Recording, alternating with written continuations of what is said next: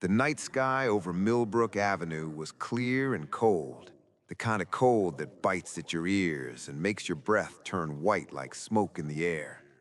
The street was busy with the usual evening crowd, families walking home from dinner, teenagers hanging around the corner store, old men sitting on benches outside the barber shop talking about nothing important. It was an ordinary Tuesday night in a small town where nothing exciting ever really happened. Until the sound started. It began as a low rumble in the distance, like thunder rolling in from far away. But it didn't stop. It got louder and louder and louder until the windows of the pizza shop started shaking and a dog somewhere down the block began barking like crazy. People on the sidewalk slowed down and looked toward the end of the street. Some of them took a small step back without even realizing it. Then they appeared. 12 motorcycles roaring down Millbrook Avenue like they owned every inch of it. The riders wore matching black leather jackets with a patch on the back that showed a skull wearing a crown. Their leader was a huge man, the kind of huge that makes you feel small just by looking at him. His name was Decker. His arms were covered in tattoos all the way to his knuckles. His jaw was set like a block of concrete, and his eyes were cold and flat, the kind of eyes that never smiled even when the rest of his face did. Decker pulled his bike to a stop right in the middle of the sidewalk, block near Henderson's Corner Grocery.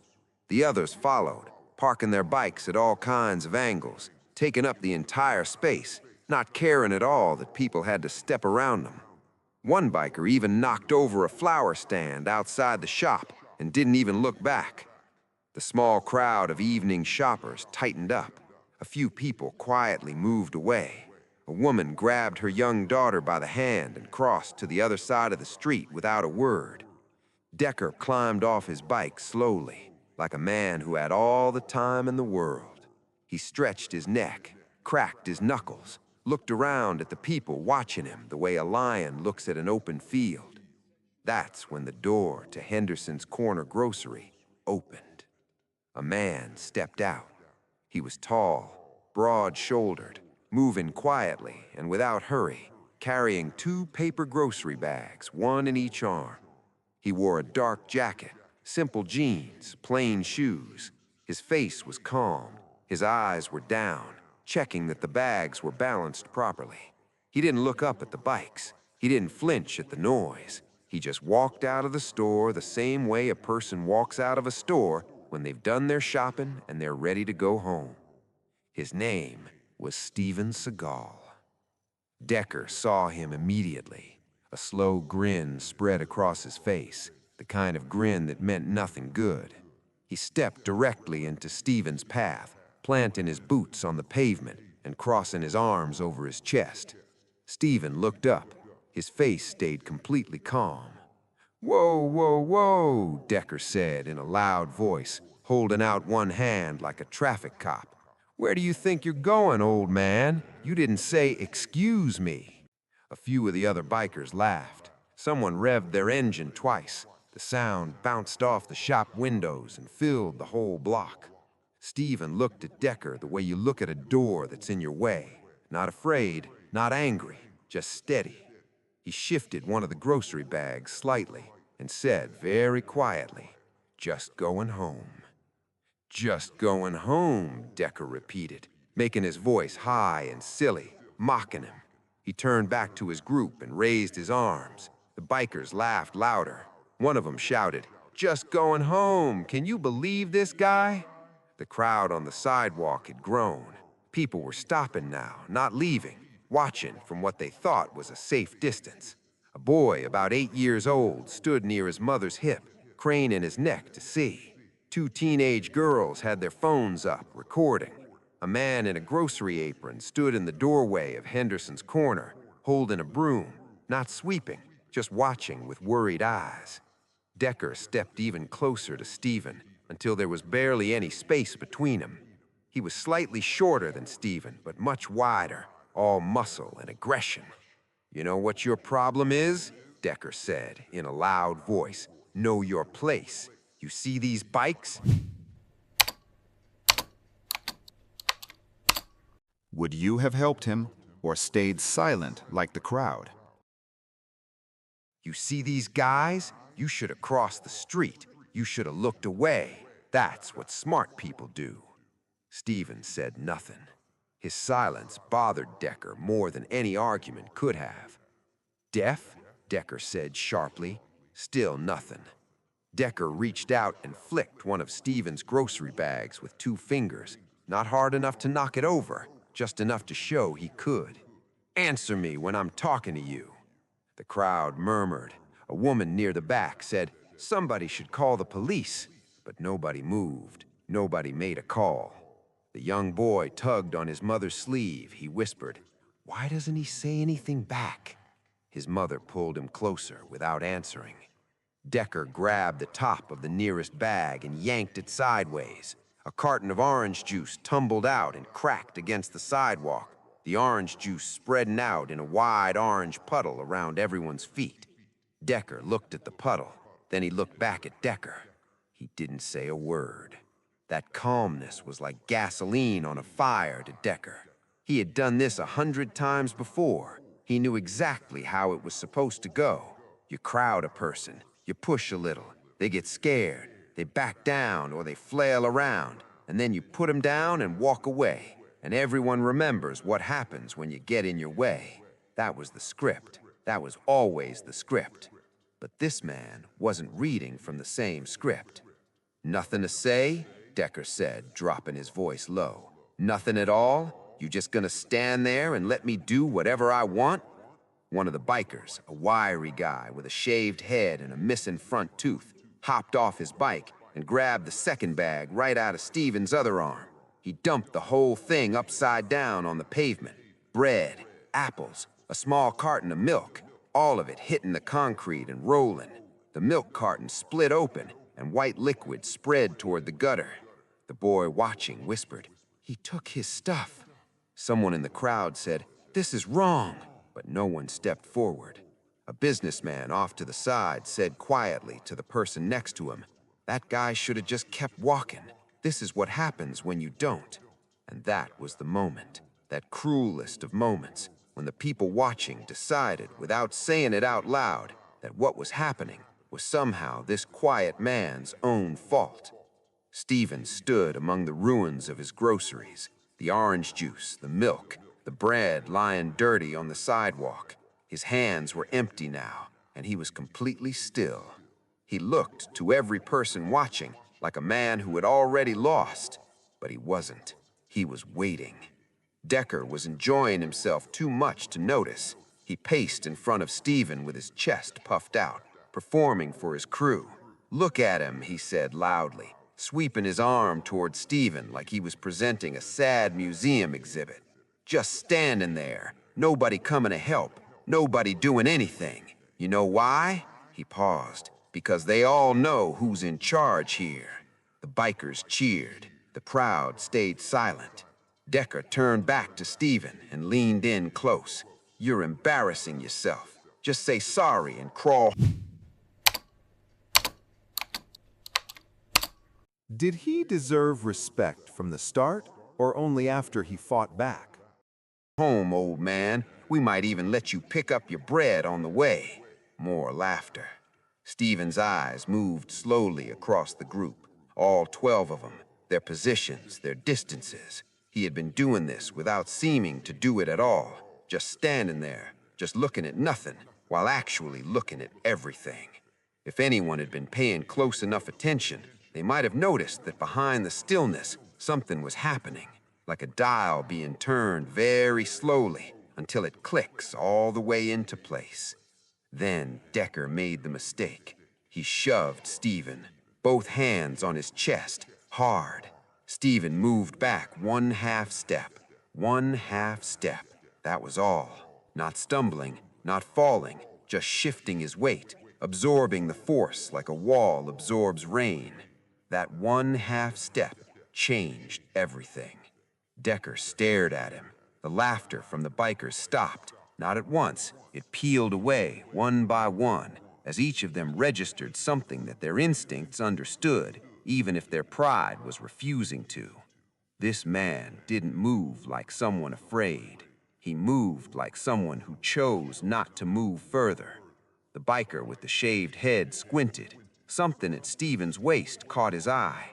The jacket had shifted slightly during the shove, and underneath it, wrapped around Stephen's waist, was a strip of fabric, dark, almost black, knotted neatly on one side. "Hey," the shaved head biker said slowly. "Hey, Decker, look at his belt." Decker looked. His jaw tightened. Stephen's belt, not a regular belt, the narrow, flat, carefully tied belt of a martial arts practitioner, black as midnight. Decker laughed, but the laugh came out 3 seconds too late and a note too high. "A costume belt," he said loudly. "He bought himself a little black belt, thinks he's in a movie." But the crew didn't laugh as hard this time. The biker nearest to Stephen took a quiet, barely noticeable step back. The boy watching pointed and pulled at his mother's hand. "Mom, is that a karate belt? Is he a karate person?" His mother stared at the dark strip of fabric and didn't answer. Stephen looked at Decker. When he finally spoke again, his voice was so quiet that people at the back of the crowd couldn't hear him, but Decker could hear every word perfectly. "You've pushed this far enough, Stephen. The smart thing is to walk away right now." Decker's face turned red. He didn't like being told things by people he was supposed to be scaring. He snapped his fingers twice behind him. "Rocky," he said, "show him something." The biggest biker in the group, a man the size of a refrigerator, climbed off his bike. The crowd parted automatically just at the sight of him. He rolled his neck and walked toward Stephen with the slow, satisfied walk of someone who doesn't expect any resistance. He pulled back his fist. What happened next was so fast that half the people watching were not actually sure they had seen it correctly. Stephen's left hand came up and intercepted Rocky's fist before it arrived, not grabbing wildly, but catching the wrist at exactly the right angle, with a grip like a trap snapping shut. In the same movement, without any gap, without any pause, Stephen turned his body, and the big man's own forward momentum was used against him, twisting him sideways, off balance, his feet leaving the ground briefly before he landed on his back on the pavement with a crash that shook the street and made several people in the crowd flinch back. Rocky lay there blinking at the sky. The crowd erupted, gasps, a few screams, then stunned silence. Decker stared at his biggest man, flat on the sidewalk, trying to figure out what had happened. Stephen stood exactly where he had been standing. His breathing was the same, his face was the same. He hadn't even taken a full step. "Get up," Decker growled at Rocky. Rocky rolled slowly, shook his head, and stayed where he was. "Two of you," Decker barked. "Now!" Two bikers moved in together, one from the left and one from the right. This time, the crowd didn't even have time to gasp. Stephen was already moving before they reached him. To the man to his left, a redirection, a pull, an elbow that sent him spinning into the side of a parked bike with a metallic clang. To the man to his right, a step inside his reach before he could use his size, a short, precise strike to the shoulder that knocked his whole arm numb, and a sweeping motion at the ankle that brought him down hard. 2 seconds, 2 men on the ground. The teenager recording whispered, "No way," but kept filming. The businessman who had judged Stephen earlier stood with his mouth slightly open, not speaking now. The little boy pulled both of his mother's hands and bounced on his heels. "He is a karate person! Mom, he is!" 3 more bikers came in, one with a chain swinging from his fist. Stephen moved toward them instead of away. That surprised them. People who are afraid move away. Stephen moved toward the chain like it wasn't a chain at all, timing the swing, catching the biker's wrist mid-arc, taking the chain away with a twist that made the man cry out, and neutralizing the next 2 with a combination of blocks, strikes, and throws that looked more like water moving around rocks than anything that looked like fighting. Efficient, controlled, not a single wasted movement. By the time 5 seconds had passed, there were 6 bikers sitting or lying around Stephen, and he was standing in the middle of them, completely unhurried, his jacket barely disturbed. The crowd was completely quiet. Even the motorcycle engines had been cut one by one as the riders sat frozen on their bikes, watching. Decker stood alone in front of Stephen now. His crew, his invincible, terrifying crew, was scattered around the sidewalk like pieces of a puzzle someone had dropped. The leader who always had backup, who always had numbers, who never in his life had stood without an army at his back, was standing alone. He reached into his jacket. The crowd drew breath as one. The knife he pulled out was long and had a blade that caught the streetlight and threw a white flash across the nearest window. "Okay," Decker said, his voice tight and stripped of his showmanship now. "Okay, no more games." Stephen looked at the knife. His expression did not change. He didn't back up, he didn't hold up his hands. He stood the same way he had been standing since the very beginning of the whole night. Steady, patient, rooted. "You sure about that?" Stephen said quietly.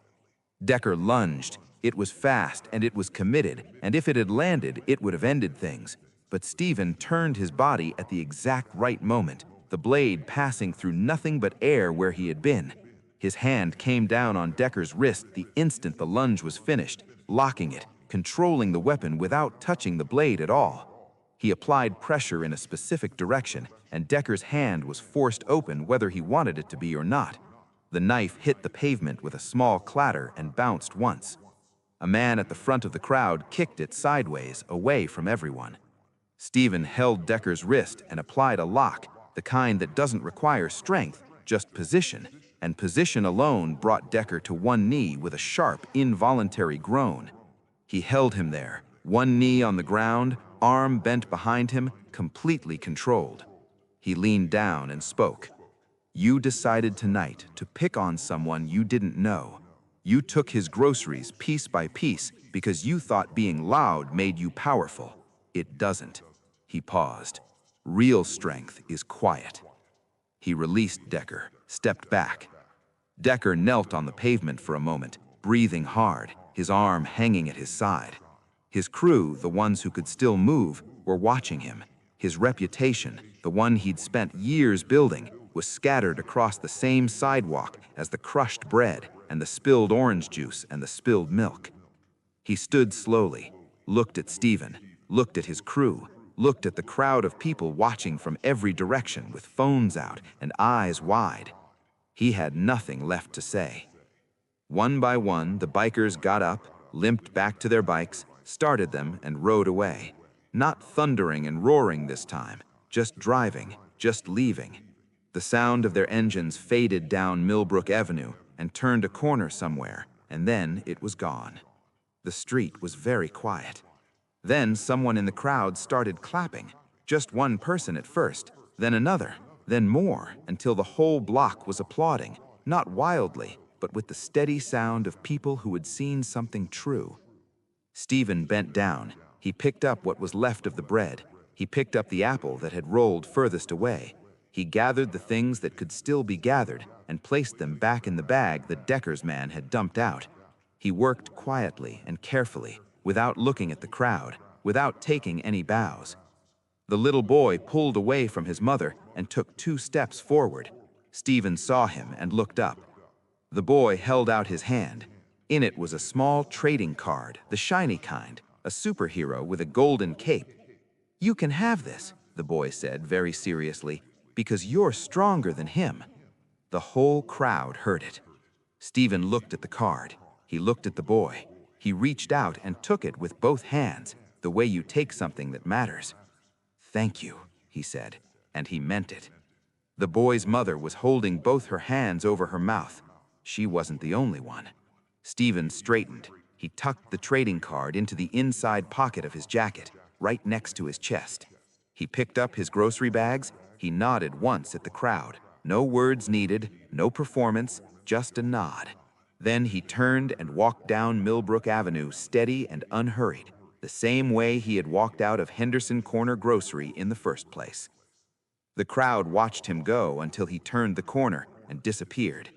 The businessman who had said Stephen should have just stayed out of the way looked down at his shoes. The teenager with the phone lowered it finally and stared at the screen for a long moment. He had gotten everything. every second. The woman who had said Stephen probably deserved it had nothing to say now. She walked away quietly, alone. But the little boy watched the corner where Stephen had disappeared for a long time, even after he was gone, like he was making sure the memory of it stayed solid in his mind. His mother finally put her hand on his shoulder. "Come on," she said softly. He looked up at her. "Will he come back?" She smiled. "People like him are always somewhere. You just have to pay attention." They walked home through the quiet street, past the puddle of orange juice that was already drying on the pavement, past the spot where the motorcycle engines used to be, past Henderson Corner Grocery, where the man with the broom had finally started sweeping again.